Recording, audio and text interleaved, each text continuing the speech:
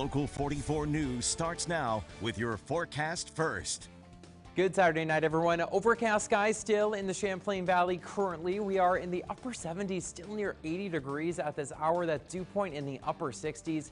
It's feeling very humid outside. We're seeing, luckily, a fairly quiet forecast with those temperatures mainly in the 70s. 71 currently in Newport, 75 in St. Jay and Plattsburgh, and for you in Rutland, a degree warmer in Bennington at 76. So our radar has been on the active side earlier this afternoon. We've now seen most of that rainfall shift up towards Montreal. We're going to watch that actually move out of the region. I'm going to time out a hot and humid forecast as well as we head into tomorrow in just a few minutes. Local 44 News starts now.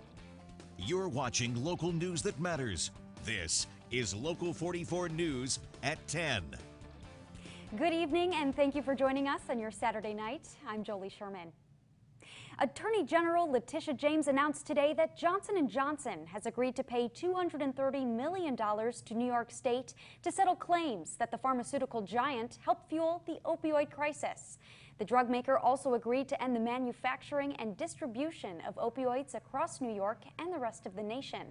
The deal involves a lawsuit James filed in 2019. It removes J&J from a trial that's slated to begin next week in Long Island. It's part of a slew of litigation over an epidemic linked to 500,000 deaths in the last 20 years. In the Granite State, a bill to move up the date of New Hampshire's state primary elections is headed to Governor Chris Sununu's desk. However, it's not clear yet if he'll sign it. While the Granite State is known for its first-in-the-nation presidential primary every 4 years, its state primary, held in September, is one of the nation's latest. The House and Senate on Thursday gave final approval on a bill to change that date to the first Tuesday in August. It would start during the 2024 election cycle. Sununu says he wants to speak with Secretary of State Bill Gardner before making a decision. Gardner opposes the change. In Crime Watch tonight, Vermont State Police are looking for two men who walked away from a crash in Georgia this afternoon. When police arrived at the scene, no one was in the vehicle. EMTs say the men were walking away from the crash towards Middle Road. One appeared to be stumbling. State troopers searched the area but didn't find anyone connected to the crash. It's still under investigation. A hot air balloon crashed in New Mexico earlier today. Police say 5 people are dead.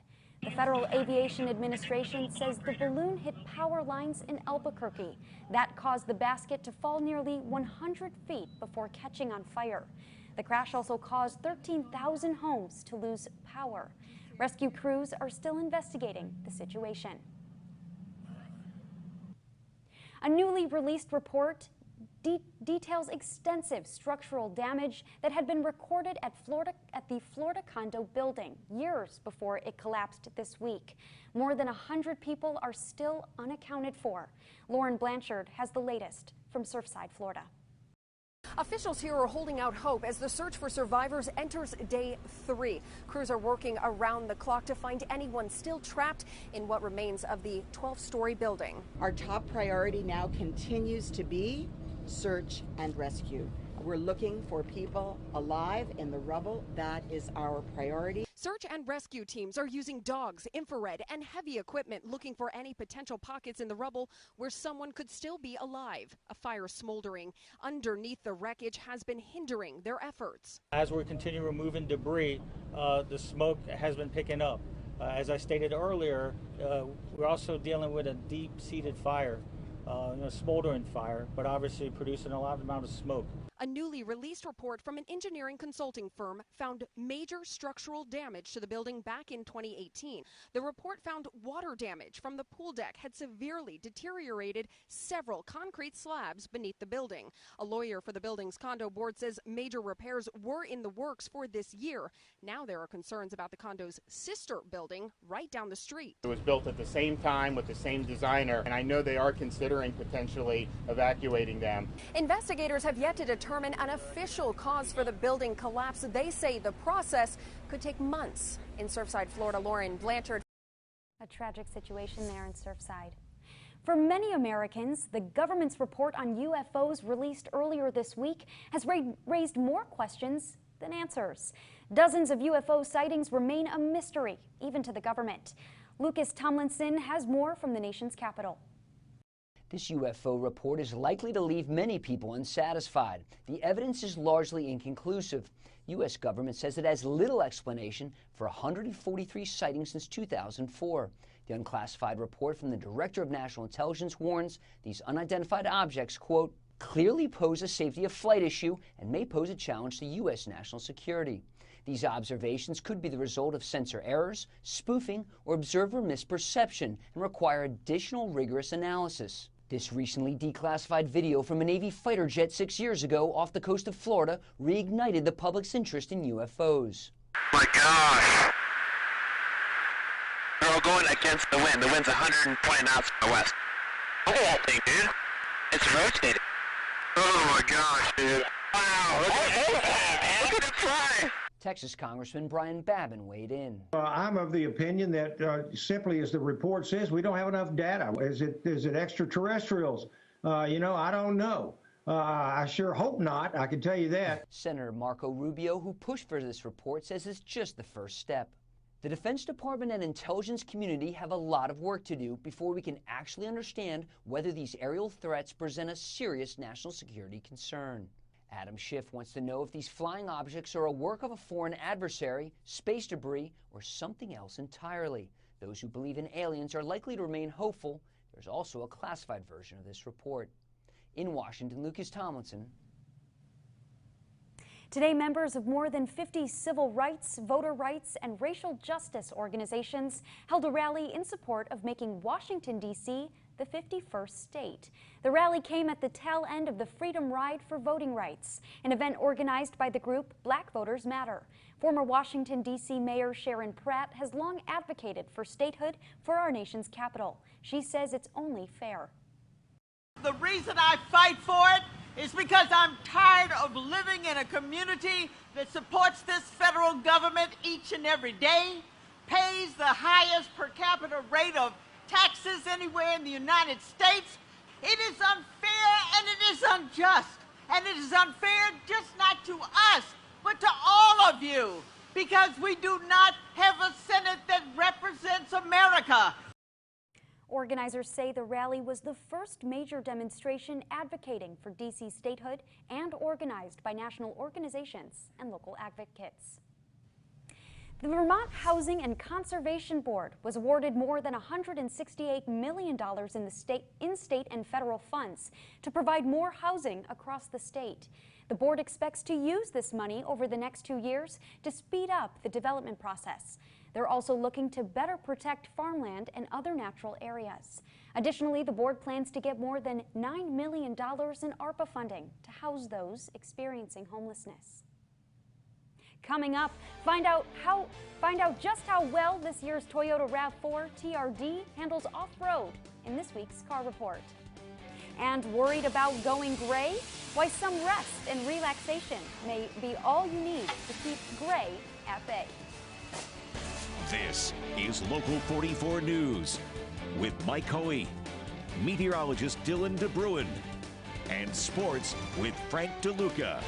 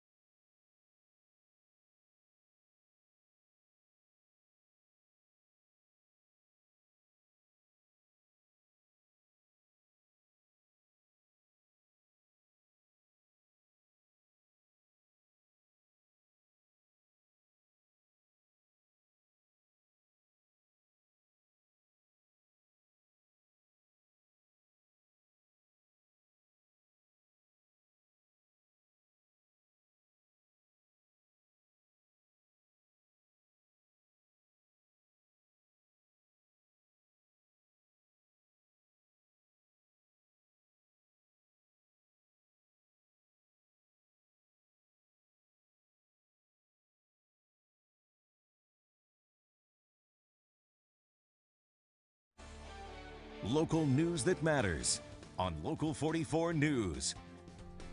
In Consumer Matters tonight, an SUV ready to take you off-road. Gary Gastelou takes a look at how the Toyota RAV4 TRD performs on paths other than pavement. The Toyota RAV4 may not be the best-selling off-road SUV, but the best-selling SUV is now available in a model designed to go off-road. The Toyota RAV4 is the most popular vehicle in America that's not a pickup, and this new TRD off-road version was designed to make it a little more rugged, like a pickup. To do that, it gets an extra half-inch of ground clearance, some underbody protection, these big chunky all-terrain tires that are also good in very deep snow, plus a retuned suspension with these nifty red springs that gives it a better ride and more durability on unpaved roads. It also has hill descent control and an all-wheel drive system programmed to be better suited on slippery surfaces, plus a number of modes to cover them all.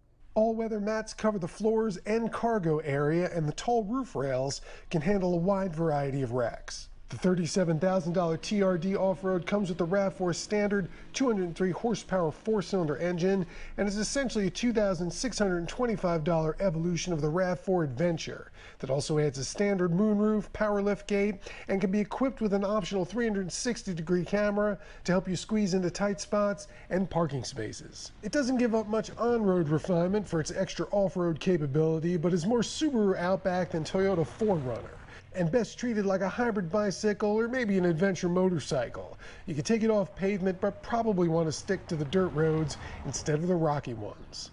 In the 2021 Toyota RAV4 TRD Off-Road, Gary Gastelou. Feeling stressed? Well, try to relax. Seriously, because it's shown to cause graying hair, but you can reverse it. This was a new study published in the journal eLife. But relaxing can actually reverse the trend. Researchers from Columbia University analyzed hair in 14 volunteers. They say stress in hair is like rings in a tree, noting a correlation between times of stress and times of graying. They also found periods of relaxation coincided with gray hair growing out dark. Fishing is free this weekend in the Empire State. Governor Andrew Cuomo made this announcement today. The state enjoys 6 free fishing days every year, where both New Yorkers and out-of-staters can cast their rods without a fishing license. All other fishing regulations remain in place. If you haven't gone fishing yet this year, no fear. Head outside and fish for free on National Hunting and Fishing Day in September and on Veterans Day in November. Coming up in sports, Canadiens coach Dom Ducharme is still under COVID protocol. Find out when he can return behind the Montreal bench.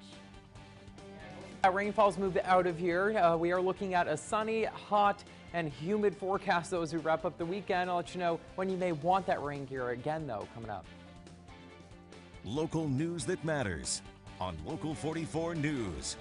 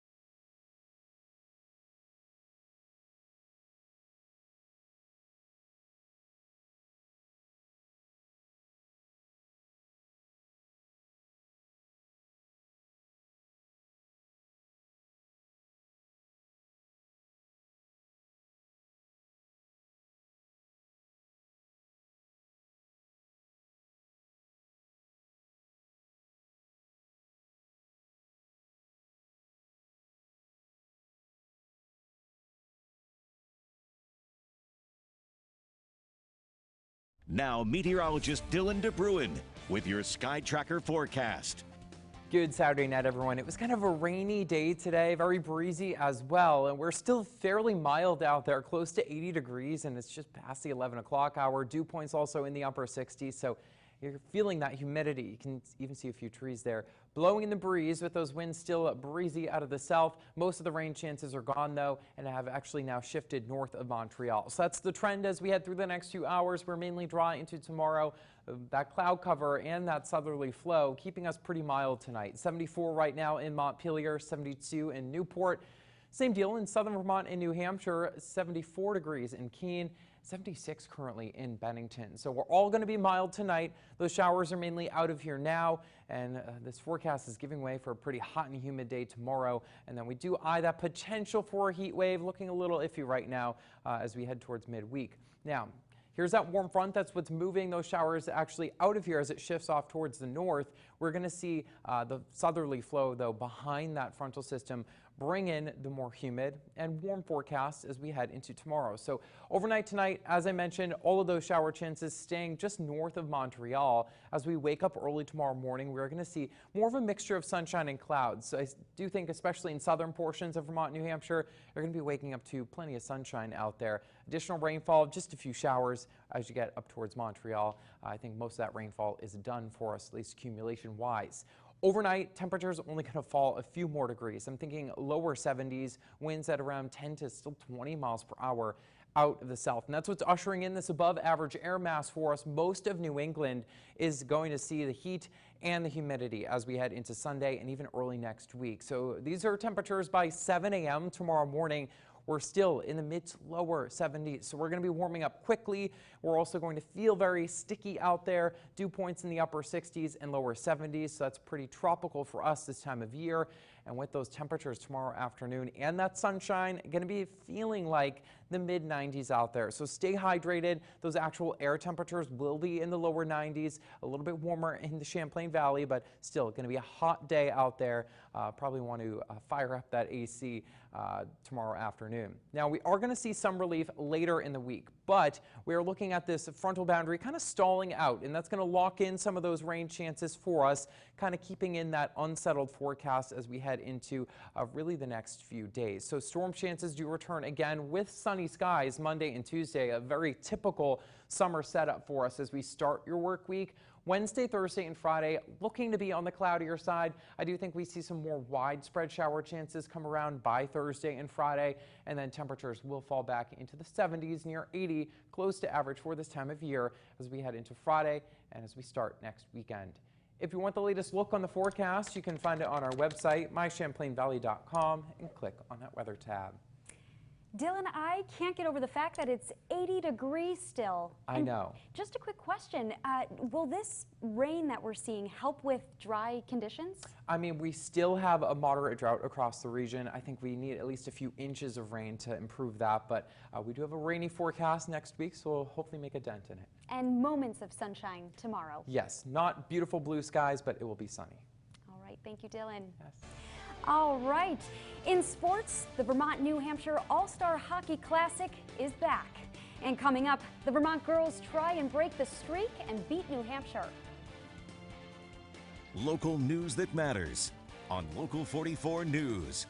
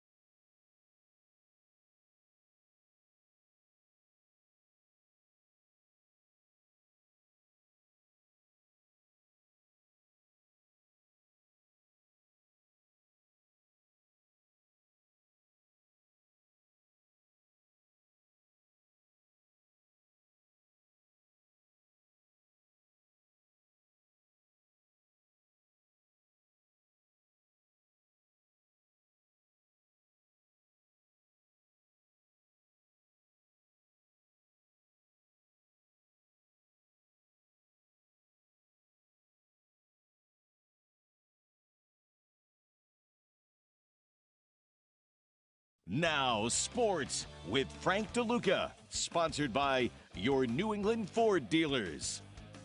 What's going on, everybody? The Twin State All-Star Hockey Classic returns to action today, and once again, we have the best graduating seniors squaring off to benefit Make-A-Wish Vermont and Make-A-Wish New Hampshire. The day gets started with the 24th installment of the girls matchup. New Hampshire has won the last 4 of these, and in the first, the Granite State is on the attack. Sage McGinley-Smith puts a puck through the net mouth, and Natalie Moran buries it. The Hanover High product opens scoring, New Hampshire ahead 1-0. To the second period we go. Vermont starts a rush. Miranda Eisenman taps it forward on a partial break. She gets a shot off, but it's Breezy Parent crashing the net and getting the Vermonters on the board 1-1. Less than a minute later, Clara Griffin gloves it to herself, and then she picks that top left corner. 2 goals, 61 seconds apart, and Vermont takes a 2-1 lead. Third period, 2-2 game. Zoe Green coming up with 2 huge saves. The New Hampshire keeper keeps this game deadlocked at 2. And on the other end, Abigail Hodson makes the stop on a grade A chance. Good goalie play on both sides, and then under 5 minutes left to play, Abby Robbins skates it in herself. Going backhand, she floats it up and over the goalie's glove. The Essex product gets the Green Mountain girls back in front, 3-2. That proves to be the game winner, but Hannah Heim seals it up with the empty net finish, and the Vermont girls win their first All-Star Classic since 2015, 4-2 the final. And on the boys' side, New Hampshire snaps a losing streak of its own. The Granite State blanks Vermont 3-0. New Hampshire ends Vermont's 3-year win streak and wins its first All-Star Classic since 2016. In the NHL, the Stanley Cup Final begins on Monday, but Canadiens coach Dom Ducharme will not be behind the bench for Game 1. The UVM alum is still under COVID protocol and has been away from the team since Game 3 of the semifinal on June 18th. That protocol will keep him away until Game 3 of the Cup Final, when he has served a full 14 days in isolation. Ducharme is fully vaccinated and got his second shot 2 weeks before he tested positive. Assistant coach Luke Richardson will continue to serve as head coach until Ducharme is cleared to return. None of Ducharme's close contacts, including players and coaches, tested positive. Game 1 of the Stanley Cup Final gets started in Tampa Bay this Monday, 8 p.m. puck drop. And it's a big day in cycling. The Tour de France begins largely back to normal and with fans for the first time since 2019. And right as the race began, it's only fitting the fans made their presence known. One fan in the worst possible way. Look, right out the gate, we've got a collision, and it turns out it's because an enthusiastic fan was holding his sign over the path. What a mess that creates, and the Tour de France will continue through July 18th. And that's going to do it for sports. I'm Frank DeLuca. Jolie, back to you. Dylan will have a final check of the forecast right after this. Local news that matters on Local 44 News.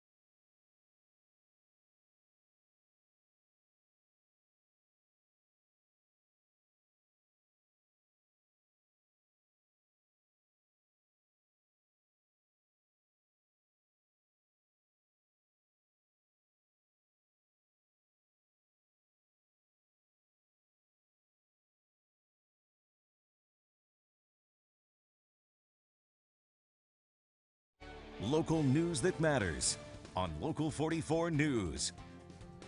Well, Dylan, I'm glad we get to see the sunshine at the beginning of the week. I know there's rain in the forecast, but hopefully we get to see that beautiful summer weather as we approach the 4th of July. Exactly. I'm hoping it holds off in time. Again, 4th of July, just a day off this 7 days, so we'll start to get a look at that forecast tomorrow.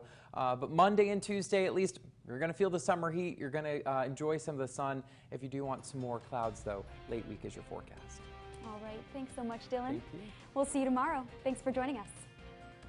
Follow Local 44 News wherever you are on mychamplainvalley.com, Facebook, Twitter, or our mobile app.